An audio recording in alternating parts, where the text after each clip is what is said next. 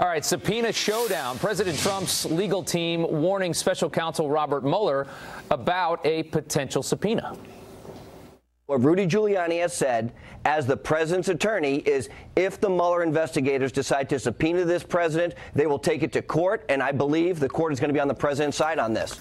So this, as a leaked letter from Trump's attorneys, says the president couldn't have possibly obstructed justice.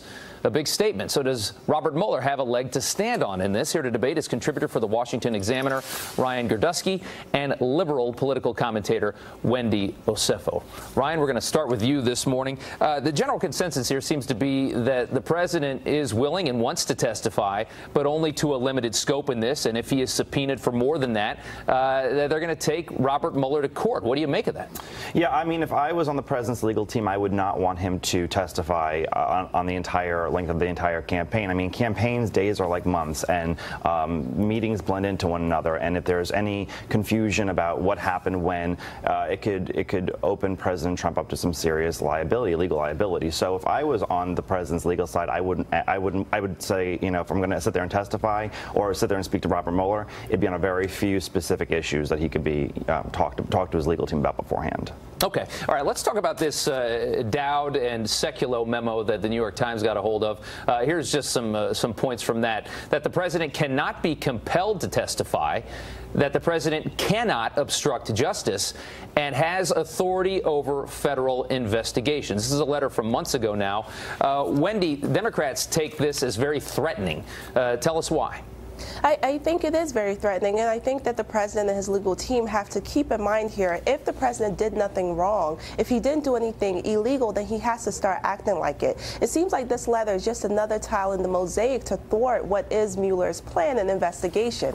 And right now, it seems as though the president is acting as though he is above the law. And a president, from my vantage point and from other legal scholars, can obstruct justice, because if you're saying that he cannot, you're saying that the president can do anything within the realm of a human being and not be held liable. I think that the American people know that this went out with King George III, that whole mindset of having absolute power, and we deserve better than that. So again, if he has done nothing wrong, which he keeps on saying he has not, then let us see the evidence to suggest that.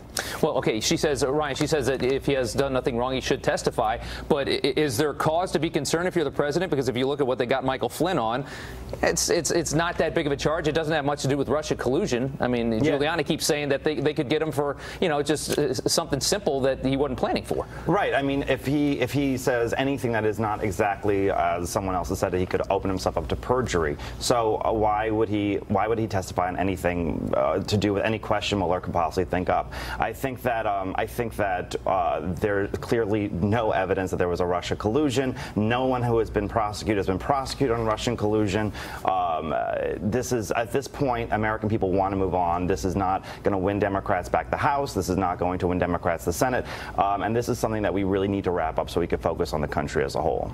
Wendy, do you imagine that the president will sit down with Robert Mueller at this point, or do Democrats seem to think that he's threatening to just take that opportunity away? I think he's threatening to take that opportunity away. I don't foresee the president sitting down with Robert Mueller, and to be quite honest, if I was his legal team, I would probably tell him not to, only because we know the president, the way he talks, he often goes off topic here. But again, you know, even though we want this to wrap up, I think it should be wrapped up in a way that people on both sides of the aisle have some sense that this was done, it was investigated, and we went to the full extent of the law and saw that the president of the United States did not do anything illegal. That will give all of us a peace of mind, and I think that it's about time that we get some answers. Ryan, we'll give you the last word.